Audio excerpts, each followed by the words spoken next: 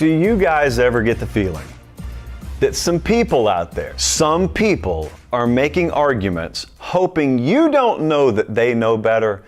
Because it's happening in college football right now, and especially in March for multiple reasons it's going to happen. Late Kick is live. We are jam-packed high atop a sunny South Florida. There's renovations going on in Nashville. And honestly, now that I look around, this is not a bad backup studio to have. How quaint, how picturesque. Look at the pop the logo has behind us, Colin and Jesse. Beautiful.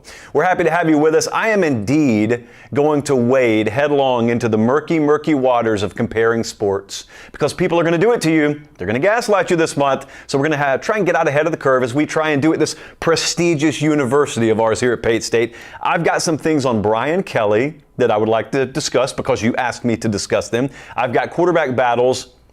Or are they battles? Because we have a precious lack of that right now across the landscape of spring college football. And yes, I am at CBS right now. I would be remiss if I didn't say upstairs was buzzing with the brackets being released, and I'm not doing a college basketball show, but I am going to tell you in very bad faith. Some people are going to compare these sports of ours. They're great sports, but they are not the same. It is apples to bowling balls to compare the two. They're going to do it. So I'll do the opposite on tonight's show. They're watching us in Clover, South Carolina. Beautiful this time of year. Pikeville, Kentucky. Hutchinson, Kansas, and Sunrise, Florida. Thank you guys so much. We're going to be all over the country over the next couple of months, really. We're down in Fort Lauderdale tonight. We will be in 3 different locations this week. I'm doing 2 live shows. We're going to have a Tuesday show. We're going to have a Thursday show. Now, I already announced that Thursday night will be live from Iowa State. We're going to be at 2 other places this week. So just keep your eyes peeled at Late Kick Josh. Make sure you're following on the socials because at some point over the next few months, I don't care where you live, unless it's Alaska or Hawaii, and maybe even including you, we will be in your backyard in the not too distant future. But in the meantime, let's dive into tonight's show because we've got a lot of different places that I want to go. So I don't know if you've noticed lately, but there's a lot going on. There's a lot changing in our sport, and this is not necessarily going to be the show where we lower the piñata from the ceiling and we bang on everything that we don't like. But there is an argument out there that I think it's long past time for us to discuss. Paul Feinbaum had us on his show the other day, and he was very nice to welcome us. We walked over the street to Bridgestone Arena, and we had a kind of a long-form, multi-segment conversation. And one of the things that came up was Paul said, hey, a lot of stuff's going on, and a lot of people seem to be complaining about it, but TV ratings are up, right? Viewership's up. Interest in the sport seems to be up. And so the natural conclusion that some draw, he wasn't, but he was tossing it out there, offering that some are drawing the conclusion that must mean that good decisions are being made, right? And that's not always the case. Now, you know that we've loosely broached this a time or two, but I want to dive into this. I don't think you're dumb if you feel this way, because less than 0.01% of you have any background in the media or television industry. You don't need to know this stuff. You don't need to know how to interpret it, but you do know college football. You do love it if you're watching this show. And you want what is in its best interest, even if you and I occasionally may disagree as to what that is. So there's some arguments being made in what I think are bad faith. And those arguments sound like this. Hey, yeah, NIL's really crazy right now, and the portal's crazy, and kids are moving all over the place, and there's not much stability, but TV ratings are up, so that must mean the sport's totally fine. I could easily see how someone would think that, not knowing any better. I don't happen to feel that way. But that argument's not being made in bad faith. The argument that's being made in bad faith is someone who knows better. Someone who stands to gain from a lot of the changes that are happening, which are negatively impacting many. A few are profiting off of it. And I'm not even talking about the players right now. Listen, those folks in those rooms making those decisions last week, I don't think had the players or the fans at the forefront of their minds. So pardon me if I don't have the players at the forefront of what I'm talking about right this second. It is a players show, you guys know that. But at this very moment in time, I'm looking at holistically the sport of college football, and some of the decisions made I may not necessarily feel are pushing the sport forward. But there are other people who know that, but hope that you don't know that when they say TV ratings are up, that's not the best metric in the moment to be using. So I was on Feinbaum's show the other day, and we talked about this, and I thought I was thinking to myself, it's the best that we've gone in depth on this anywhere I've been on the air. So I felt like, hey, we got a show Sunday. Why don't we talk about it? I want to ask you guys a question Take however long you want to answer. I'll be looking at the comments afterwards. You can hit me wherever. Because I'm interested to see if your answer on this is what my answer is. How should I put it? Let me ask you this way. What do you think sells about college football? What makes it as great as you and I think it is? Because I think it's the spirit of college football. I think that's what it is. Now, you can sum that up many different ways. You can talk about tradition. You can talk about pageantry, what a Saturday in the fall means. You can talk about college football having elements unto it that don't exist in any other sport, whether it be pro or college. It's seeing, the same people on campus that you've seen for 40 years, a few Saturdays out of the fall. It's seeing freshman classes come in and work their way up the ladder. And then as seniors, they hopefully do what Michigan's guys just did this past year. And they've got confetti raining down on them. And it's about choosing the university. It is about, in a utopian nature, the blend of athletics and education. That doesn't really exist anywhere aside from college football, because we're talking about the sport of football here. And that's changing. Okay, a lot of that's changing. Now, that's not necessarily anything we can control. You can like it, you can not like it. I've long since spoken my piece on that. But some people believe that using present day viewership and audience trends to measure whether good decisions are being made is sound logic, and that's not sound logic at all. The impact on the sport in terms of audience trends are well downstream of any decisions that are made. You guys see this at your place of work. I don't care if you drive a Pepsi truck, you work at a bread factory, you sell insurance for a living, you got ownership in the building that doesn't know what they're doing, but it's a strong organization, they just took over. Well, if they make a bad decision today, does the company crumble today? Of course it doesn't. If you're out in nature, I'm a storm chaser. This time of year is really active for me. Now, my number one fear in life is lightning. Your number one fear in life should be lightning, by the way. But especially if you're a storm chaser, it's not the tornadoes that get you, because at least you can see those. Lightning comes out of nowhere. But just say you're not a storm chaser, say you're a normal human being, and you see lightning strike fairly close, but still off in the distance a little bit. What do you know to do? If it's really powerful, it's really bright, it's cloud to ground, it's CG lightning as we call it, what do you know to do? You know to tense up.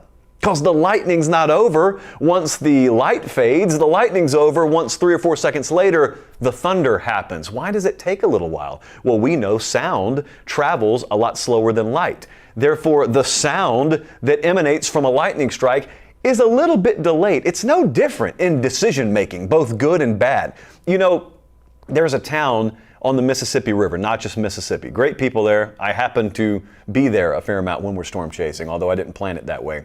Those folks know that even if it's been sunny for weeks in Natchez, Mississippi, if they've had flooding in Missouri or Iowa or Minnesota, to get ready, because they're downstream and they're literally on the banks of the Mississippi River. And what happens up there is eventually going to make its way down here. Now, all of these things make perfect sense, and you listen to that and you go, okay, yeah, duh. Well, yes, that's my point, duh.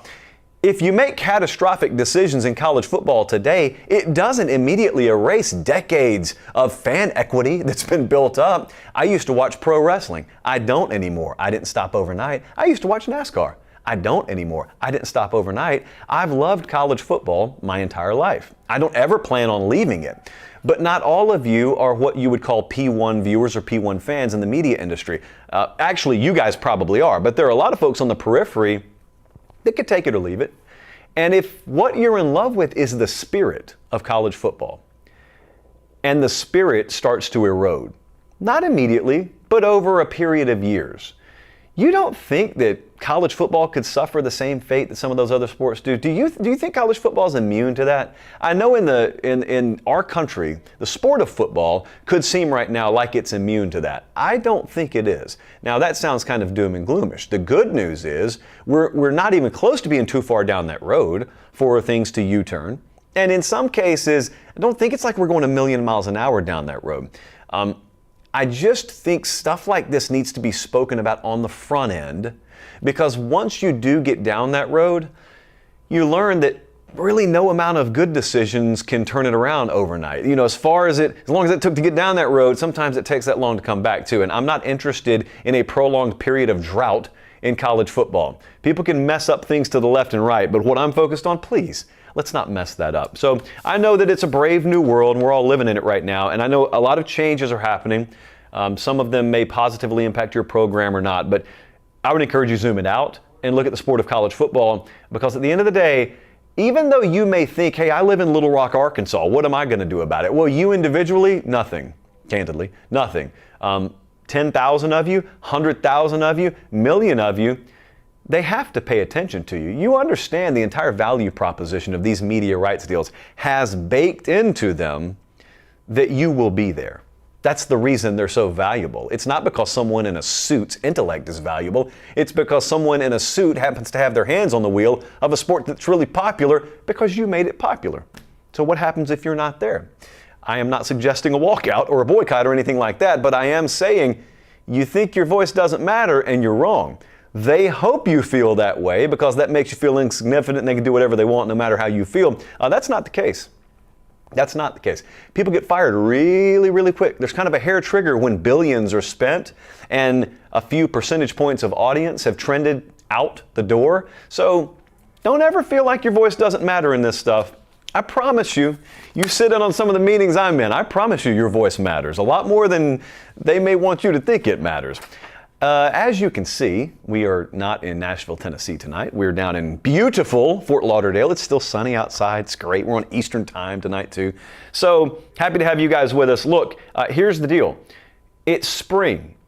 There are no games happening, but there are spring practices happening. And so we could do one of two things. We could either stay cooped up in Nashville, or since we have a great company that puts a lot of resources into this show behind us, we could go out on the road.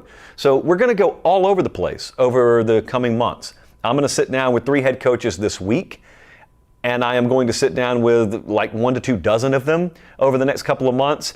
Really, really good conversations. It's not just stuff that's meant to target that audience. I go and I talk to Kirby Smart. I want it to matter to a Kansas State fan. I want a USC fan to take stuff from that and go, wow, you hear what Kirby said the other day on that show? That's really interesting. That's the kind of conversation that we're going out across the country to get. And fortunately, we have the access to do it. That's because of you guys, not because we did anything special. So we appreciate it. Some of these schools I'm about to talk about, we will actually be on the campus of over the coming months. But I don't want to spoil the surprise just yet. What I do want to do is talk to you about biggest questions in the Big Ten right now. Because I put 6 of them down, but we could have just as easily had 2 or 3 dozen questions. We tried to whittle it down for time. How about this? How about we lead a Big Ten segment with what USC's defense is going to look like? How far have we come? Well, how much have we changed about college football? We're going to talk about USC as it relates to the Big Ten. It was a true TVMA special last year, as Meemaw would say, when it comes to USC defensively. They were 119th in the country in points per game allowed, 121st. Actually, 119 in yardage allowed, 121 points per game allowed. It was bad. It was really bad. They cost themselves the Caleb Williams era.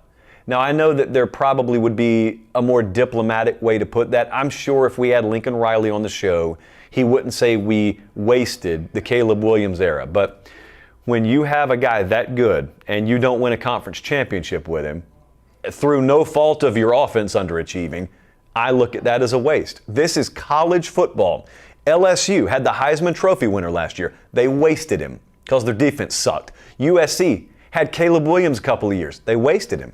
They don't have any hardware on the shelf to show for it because their defense was terrible. Now, Lincoln Riley's going to get quarterback play. Okay, so this is not me telling you once Caleb Williams is out the door, well, so long USC. No, he'll get good quarterback play. That's the last thing I doubt about that guy. What I wonder, for the millionth time already this spring, I won't waste too much time on it, is this entire program philosophical shift defensively, how much weight is there to it?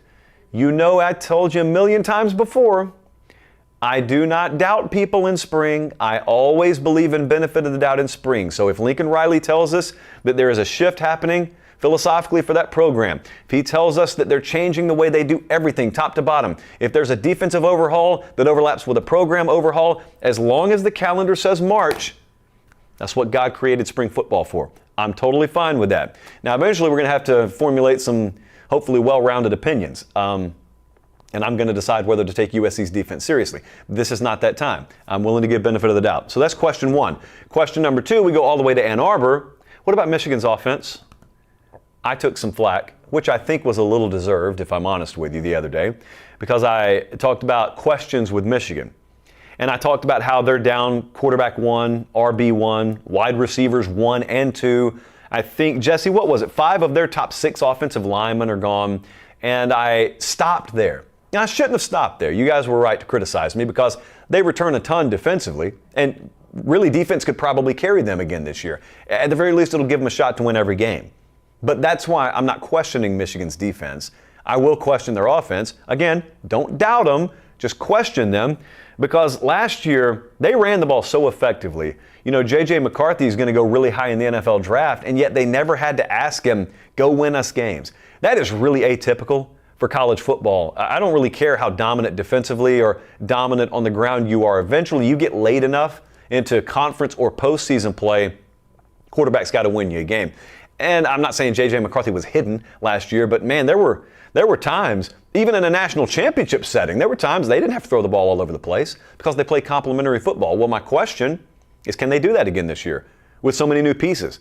I mean, you may have Alex Orji, you may have a new quarterback that defenses load the box and force to throw, and then you've got at least some newness on the offensive line. Donovan Edwards still there, but I mean, you got a lot new, but I assume they're still going to try and play Michigan football. Can you do it? That's the big question to me with them. Penn State offensively, we're bringing in the offensive coordinator from Kansas, huh? And we've got Drew Aller in year 2, huh? And we still got Allen there. We still got Singleton in the backfield. But can we get explosive plays? I don't care if it's through the air or on the ground. I would just love more explosive playmaking ability from Penn State because there is one of the big lies that people tell about this sport is you are what your numbers say you are. Not just you are what your record says you are, but they'll tell you, hey, numbers never lie. Stats don't lie. Guys, stats lie to you all the time. Penn State, case in point, offensively, they looked like they were pretty good last year. Well, that's in totality. They could not move the ball to save their lives when they needed to. I was there both times. I stood on the field and watched the utter ineptitude against Michigan and against Ohio State. They never put pressure on either one of them because they couldn't stretch the field. I mean, that Ohio State game was really tough to watch. Then again, Michigan felt so comfortably, they didn't need to throw the ball the second half. So I guess both ways that applies. Year 2, with a very talented quarterback. I know a lot of people sold their Drew Aller stock after last year. I don't think that should be the case. Because if I put that kid in a Lincoln Riley system, for example, he'd have a ton of passing yards, which just goes to mean he's capable of it if he's put in the right position, developed the right way, surrounded by the right pieces. Will we have that this year? That's what we ask about Penn State. Now, at Oregon, they haven't lacked for offense. Keep in mind, these are Big Ten teams now. Oregon lost a good amount on the defensive line. Now, they lost 5 of their top 7 there, but they've recruited and portaled well. I've talked about that several times. So even though there are going to be some new faces, some new names that may not be household in nature, I think they'll be okay there. I'm focused more on their secondary. Okay, this time last year, LSU just tried to totally rehaul or overhaul their secondary through the portal, and it didn't work out. Now, I don't think Oregon is going to suffer the same fate, but they lost 3 of their top 5 DBs, or 3 of their top 5 DBs this year will be transfers if the depth chart pans out the way that we think. The safety rotation is going to be really interesting. They lost 87 combined starts in their secondary. So, I'm a big believer in that metric for experience. Same I am for coaches. Give me how many starts you're losing combined. And oftentimes that correlates with plus or minus in the win column. So Oregon defensively, over under 10.5, second best odds to win the Big Ten. Let's see. What about Ohio State? Ohio State at wide receiver interests me. It's not that they lack depth. They got tons of names there. And you've seen Emeka Egbuka make plays actually on the field. But behind him, I'm interested to see just how it shakes out. Because remember, you've also got the quarterback situation there where McCord went to Syracuse. So you're going to have a new starter at quarterback. And you've got some big-time talent leaving, and you've got some big-time talent still there. It's just much more unproven. So as we talk about Devin Brown or Will Howard, who will be the starter at quarterback, and I think Howard's the overwhelming favorite, who are they throwing the ball to? If it is him, who's he throwing the ball to? Carnell Tate? Maybe. Is Jeremiah Smith going to come in and be an immediate contributor? My guess would be yes, because it's really hard to keep guys like that off the field. Brandon Ennis, a lot of names up there. With Georgia or Bama, or the way they recruited under Saban, or Ohio State, they're always loaded with names. And a lot of times they pan out, which is why this is a question and not a doubt. Lastly, let's go to the great state of Wisconsin, not to talk about cheddar, but to talk about the quarterback position and an offense in general. So last year, they bring in Tanner Mordecai, right? And they bring in Phil Longo at coordinator. They bring in Mordecai at quarterback. And it was just kind of, I don't know, it was not a terrible year, but it wasn't great. I don't feel like at any point last year you would have looked at Wisconsin and readily been able to sum up what their identity is. And that's not what they were going for. And we had Luke Fickell on the show last year in spring/summer. And remember, I asked him, what will the identity of this team be? Is it true that it's going to be a pretty radical overhaul? And he said, yeah, people might as well get ready for that.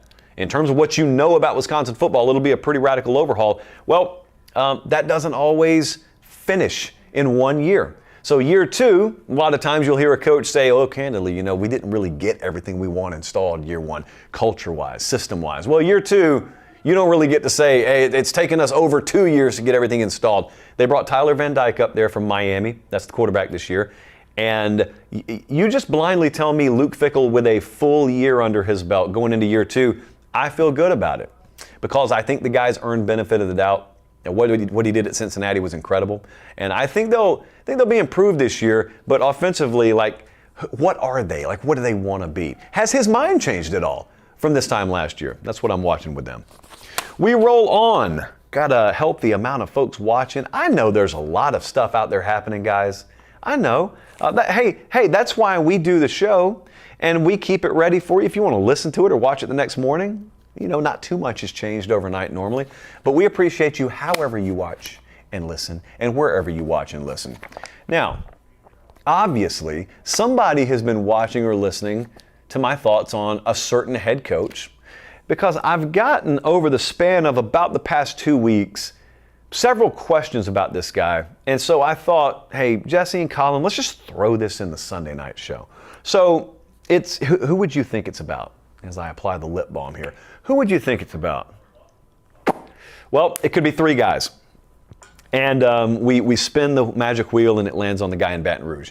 So Brian Kelly is very, very interesting as a name that's just thrown about in conversation amongst the college football public. I had this question from Gerald. It said, am I the only non-LSU fan that thinks Brian Kelly's a great coach? Why do so many people seem to hate the guy? Gerald, I don't think a ton of people do.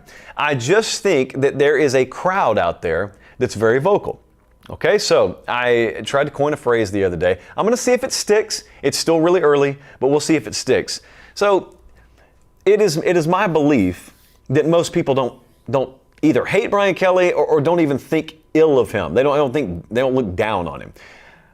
I think the 10 or trash crowd is very loud. The 10 or trash crowd is the crowd that thinks you've either won a national championship or you're trash. And that crowd, although small in numbers, they're very vocal. And Brian Kelly or Lincoln Riley or Ryan Day, they get targeted a lot by the 10 or trash crowd.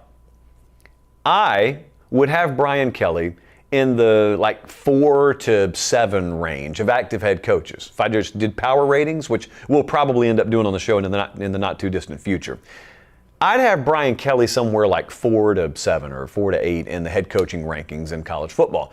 I think most people would agree with that, but the people who didn't agree with it would shout really, really quick, and they'd say, nope, he's overrated. And then our good old friend off to the side, Carl Casual over here, he'd come in and say, what has he won? What has he won, Josh? And at that point, you've already got him, even though he doesn't know it. So what he would mean by that is, Brian Kelly hasn't won a national championship. How could he be somewhere between the 4th and the 8th best head coach in America? And I would say, Carl, could you name me the current active head coaches whom have won national titles? And Carl would go, bleh. And he would forget about Mac Brown, and he would be able to name Kirby, and it'd take him a second, but then he'd remember Dabo won a couple. And I would say, Carl, even going by that logic, if I ranked Brian Kelly between 4 and 8, there aren't at least 4 head coaches out there who are active with a national title. And by the way, Carl, if the sole metric you want to go off of is national championships won, where are you putting Mac Brown?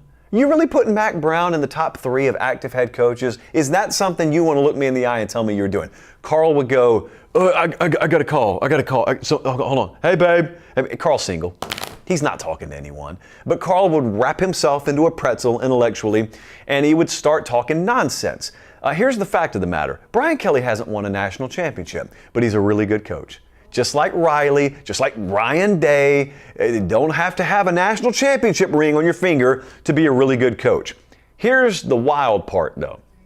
For the crowd that is 10 or trash in nature, for the crowd that thinks you've got to have a championship ring on your finger to validate your existence as a good head coach, I could pose an A-B scenario to these people. Scenario A is Brian Kelly wins double-digit games the next 3 years, goes to the playoff every year but doesn't win a title, okay?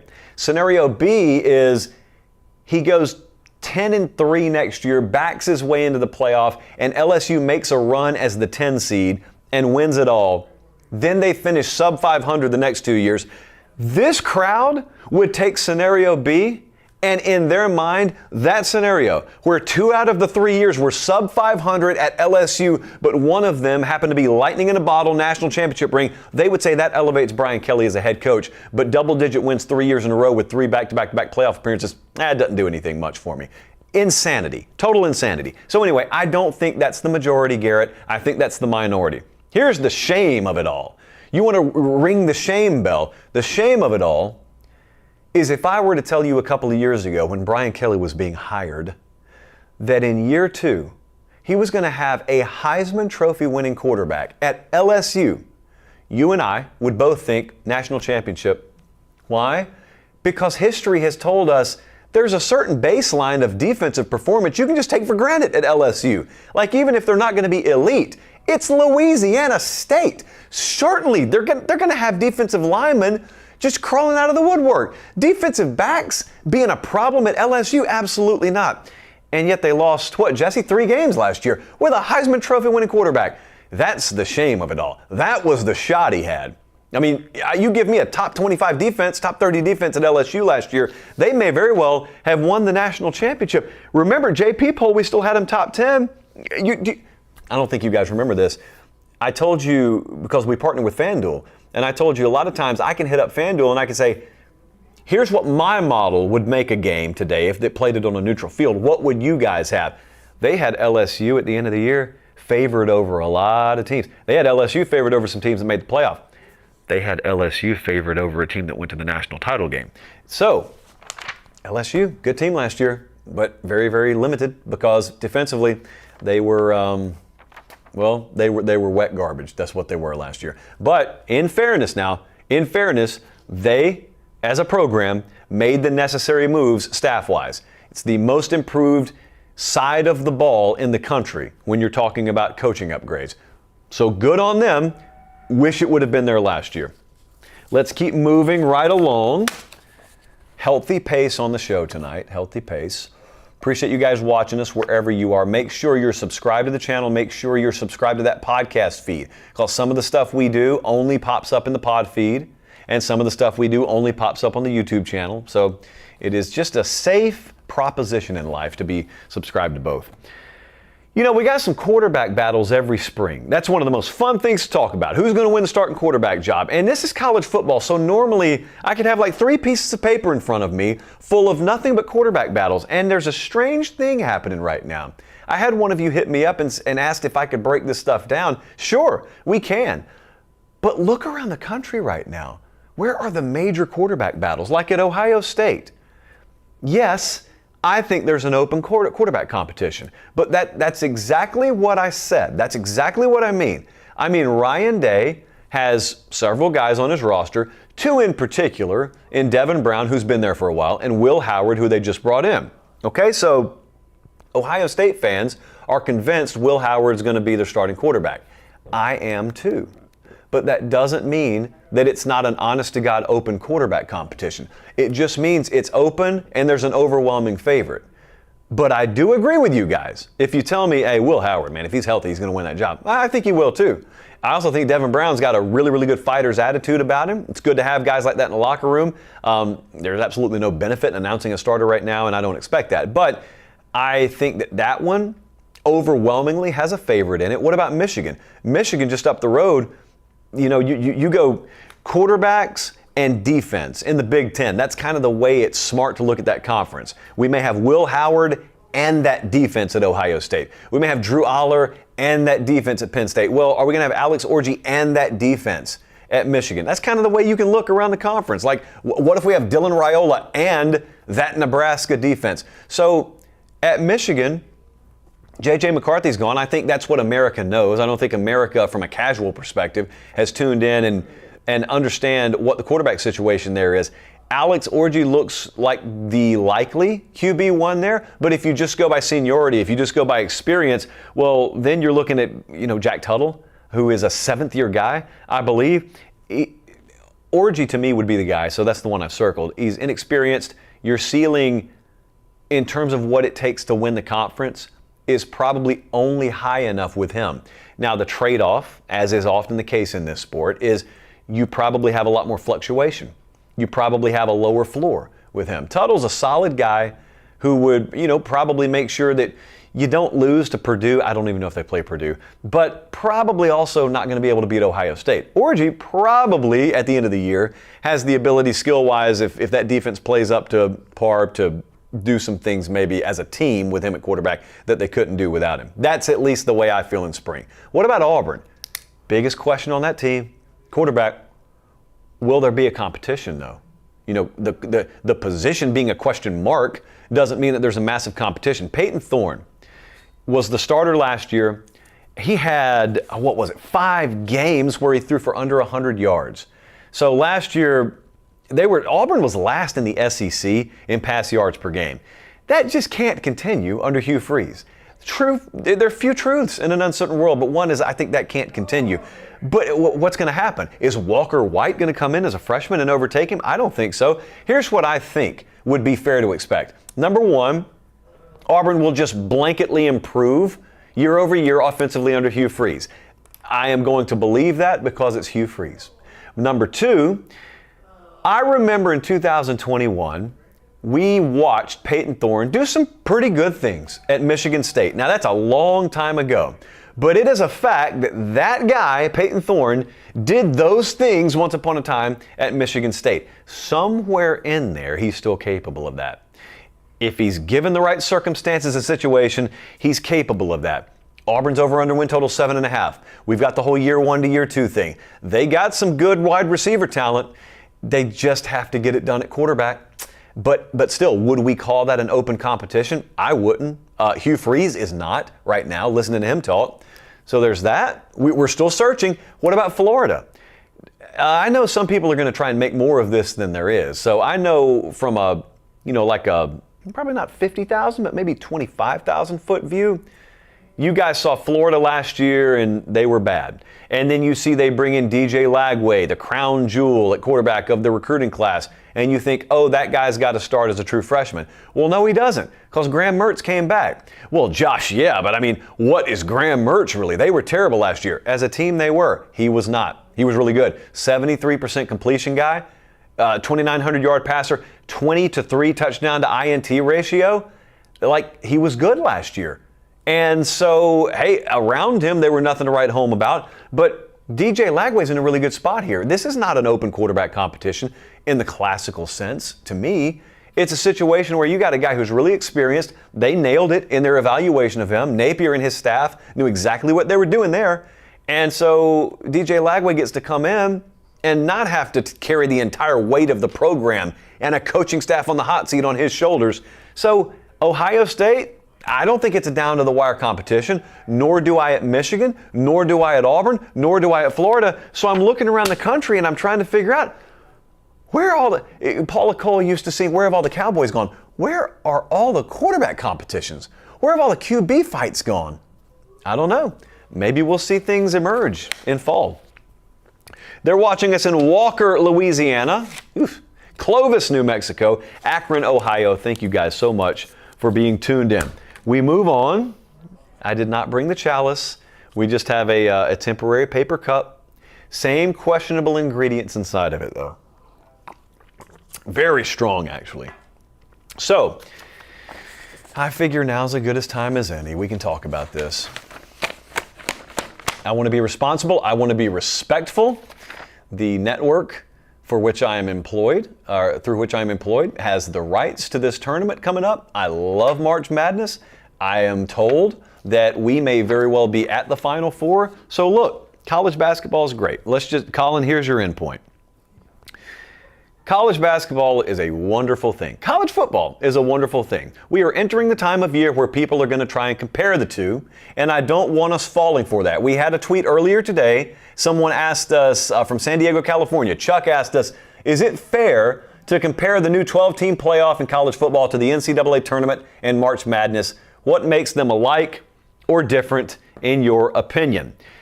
Well, Chuck, there are similarities.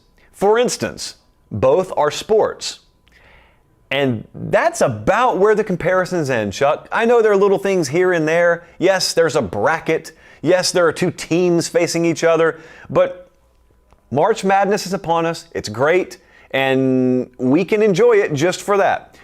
But not everyone can just enjoy college basketball for the greatness that it is, especially in March. Somebody from off in the corner, normally a cousin, has to yell, college football could have this if they wanted it. No, they couldn't, Earl. No, they couldn't. Well, imagine as a buzzer beater happens. Imagine college football not wanting this. Imagine being that obtuse. What did you call me? Obtuse. Like, imagine being that obtuse. College football never shouts at college basketball. Have you noticed this? I'm not talking about the sports. The sports are inanimate. I'm talking about the people who harness them for their own arguments, sometimes in good faith, sometimes not. Have you noticed no one ever yells at college basketball, you ought to be more like college football? It's like over on our side of the fence, we're totally fine. Go do your thing. Go make your regular season irrelevant because March is so great. Do it. Nobody cares. Now, over on our side, what we would appreciate is that being reciprocated. We would appreciate you guys not shouting over your fence, look how great we are. Like, in what world does the sport that has rendered itself irrelevant 11 out of 12 months largely to the public shout at the sport that, at least for now, is relevant for like the entire year and say, you need to be more like us? No, we don't. No, not at all. Now, what we don't have to do is we don't have to hate on one at the expense of the other, unless you back me in a corner and put me in the position where I have to argue the merits and then detract from one to prop up the other. I personally don't like judging sports based on their postseason. I judge sports overall. But oftentimes, when people are debating college football, college basketball, what do they start with? They start with, well, March Madness is great. Well, yes, it is. And people who believe what I believe never push back on that. Just like as we expand the playoff. I've told you guys this many times. When we get to the beginning of the playoff, I won't look around and say, boy, this thing really sucks. Ooh, there's no juice here. What's that? LSU's tied with Wisconsin in Camp Randall Stadium going into the fourth quarter, and it's 16 degrees outside, and everyone's frothing at the mouth on third and short. Boy, this is a snore fest. No one's saying that. I'm not going to say that. But that's not chapter 1 of the book. That's not a sport. That's a product. That's an asset. That's the postseason. The sport is the sport. College football is starting week 1, August 31st, or college basketball, starts sometime in the fall, I'm told. Now, they've expanded their postseason to the point, even into conference tournament weekend.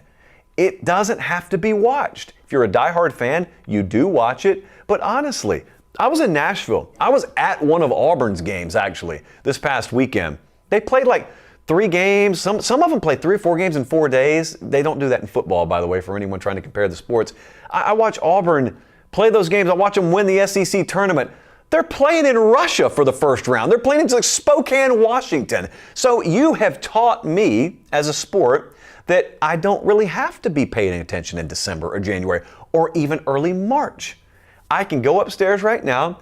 I can listen to Jerry Palm talk. I can listen to Matt Norlander. I can listen to those guys, and I can crash course my way through Monday, Tuesday, Wednesday, and then Thursday when the tournament starts, I'm good.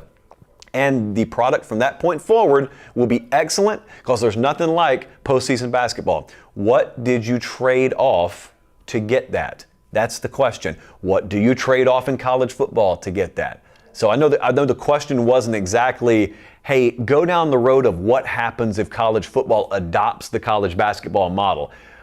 But that's always what it devolves into, is it not? That's what those arguments you're inevitably about to hear. Whenever the first buzzer beater happens, you're going to hear it. Boy, imagine saying you don't want this in college football. It's easy. It's easy. It's just meet me in December with that argument. Meet me in January on a Tuesday night when Purdue's playing Indiana and like 15 people are watching because they know they don't have to. Meet me then. I would much prefer you to understand that you've got madness in March. I got it in week 3. I got it in mid-September. Why? Well, because up until this point, we've made sure that every week means something at a maximum in college football. Don't know how much longer that's going to be the case, but we have at least maintained that for a long time. You know, it's okay to just enjoy these things for what they are. You know that? If you're a diehard college basketball fan, watch every week. I don't care. If I'm just a casual basketball fan, which I absolutely am, watch 4 weeks out of the year. I don't care. College football, watch it, don't watch it. I'd prefer that you watch it, but it is okay, you know, to watch this over here and that over there and not compare the two, especially when they're not the same thing. They're not at all the same thing. All right. Hopefully, fingers crossed, it's the last time we have to go down the road, but I don't know.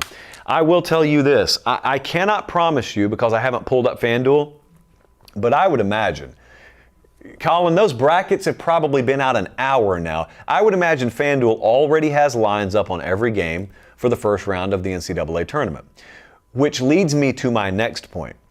FanDuel is the exclusive odds provider of Late Kick. Forget the show. They're the exclusive odds provider of Pate State. When our freshmen arrive on campus, we automatically install the app on their phones. And, you know, the NSA has always had a problem with it, but whatever. Like, we are the jurisdiction. We are the authority here. And so we know that college football has futures available to bet right now. If you want to go ahead and place an early flyer on Michigan State and Jonathan Smith doing big things in year 1, you can. You can bet on Texas A&M being the surprise team in the SEC this year. You can. But you can also go bet Kentucky minus the points against Oakland. That's who they play in the first round, I believe. You can do that. You don't have to wait. It's not a sports book. So FanDuel, we appreciate those guys. They are always there when we need them and always there when you need them. Go check them out because it's going to be a very, very busy week on that front for a lot of you, I know. Okay, I wanted to do this before we wrap the show tonight. Oh, my rental cars due at this time tomorrow. Okay, let me make sure I remember that.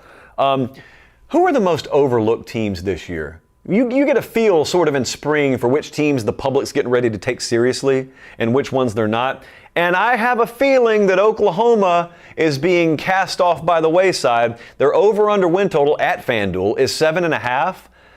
And this is what's interesting now. I think the casual crowd I don't think the casual crowd's overlooking Oklahoma because the casual crowd doesn't even necessarily know all they lost on the offensive line. They don't even necessarily know the quarterback situation. The casual crowd knows Oklahoma is a solid brand and they've recruited really well. They're probably taking Oklahoma more seriously than the diehard crowd. And in this particular case, the casual crowd may be early to the party and you guys may be late to the party because everyone pays attention to what you lose in college football and they don't pay enough attention to what you have.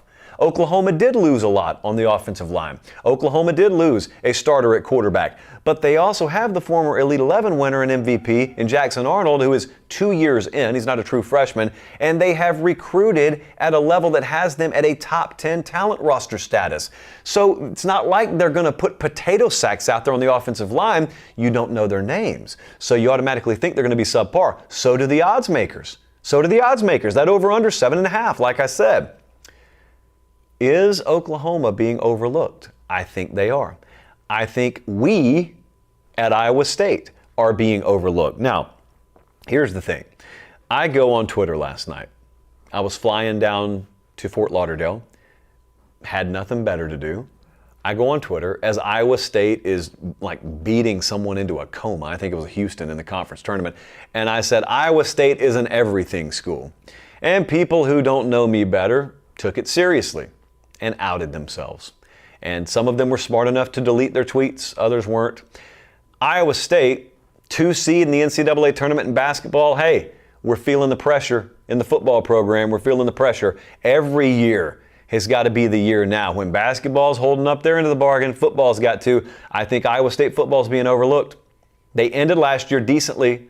I mean, losing to Ohio at the beginning of the year turned everyone off, but they finished pretty decently. They beat Kansas State in a snowstorm in Manhattan. Will Howard, probably going to start for Ohio State this year. They beat him up there.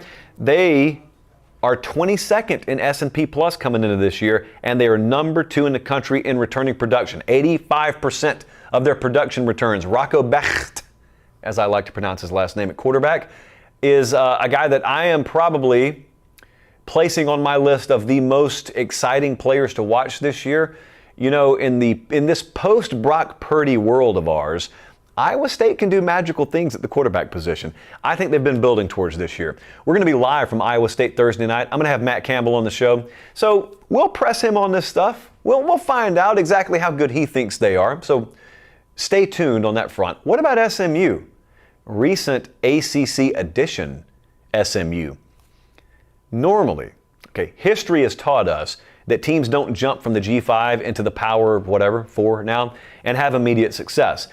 Be careful just blanketly applying that logic to SMU because they're built a little bit different. Normally, those teams struggle because they can't handle the physicality because they don't have the talent roster and the depth that those other teams do. Well, SMU is jumping into the ACC, and if you look at their raw team talent composite on 247sports.com, they got better team talent composite than NC State, Iowa, Texas Tech, Arizona, Georgia Tech. They're one spot behind Utah. So they fit very well into a group of teams that respectively we think will contend or either be sneaky contenders in their other conferences. And they start with Nevada on the road. They get into conference play, though, I think, against Florida State. I think that's their first one. And you talk about shocking the world now. If Florida State were to go in there and all of a sudden SMU takes them down, first off, half the country would at that point realize SMU's in the ACC? That's what half the country would say. The other half would say, who are these guys? And you'd look and you'd say, oh, it was there the whole time. Those guys were on the roster the whole time. So 7.5 is the over-under win total for them this year. Let's just keep an eye on them. And also West Virginia's over-under win total is 6.5. Now, as much as folks talked last year, us included, this show included, about Neil Brown and what kind of hot seat he was on, when you go 9-4 and you shut those folks up, those folks got to own it. So Neil Brown shut us up. So now there isn't hot seat talk. Now the talk is, well, could West Virginia actually build off of that? Because they're 24th in returning production off that team. And Garrett Green could still stand to improve at the quarterback position. Now, here's the thing about their schedule. There is no smoke and mirroring your way through this year, and I'm not suggesting they did last year, but I'm just saying if they follow it up with another 8, 9, or even 10-win season this year, they've done it against 7 of the top 8 teams in the Big 12, plus they play Pitt and Penn State in out-of-conference play. So I do think West Virginia's being overlooked because their over-under win total at FanDuel is 6.5. And people aren't going to take them seriously. I think a lot of focus is going to be on Kansas State, or if it's not on Kansas State, you look at Kansas, and then could Texas Tech make a run? I'm looking at Iowa State. How about we look at West Virginia a little bit as well? Okay, we're going to be on the road a lot coming up. I'm going to have you a lot of good behind-the-scenes peeks, especially this time of the year. You need to be following at Late Kick Josh, Instagram and Twitter. I will have a ton of behind-the-scenes content. You will literally not be able to see the stuff that we're going to show you anywhere else because we are fortunate enough to get access that very few other people get. And I will show you as much as I can while also, maintaining integrity in exchange for getting that access. So we are going to be on the road a lot. Tuesday night, we will have a live show. Should I announce it? I'll announce it. I'm going to put it out there since you stayed tuned in. We will be live from the University of Missouri Tuesday night. Eli Drinkwitz will be on the show. We will be somewhere Wednesday. We will be somewhere Thursday. All the next week we'll have 3 shows on the road, 3 coaching interviews, 2 shows on the road. And that's going to be the way it is for a while. So we appreciate you guys. The Pate State Speaker Series in full swing now.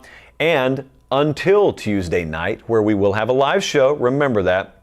For Director Colin, Producer Jesse, Janita's in the house, Belchie's in the house, I'm Josh Pate. Thanks so much. Take care. Have a great start to your week, and God bless.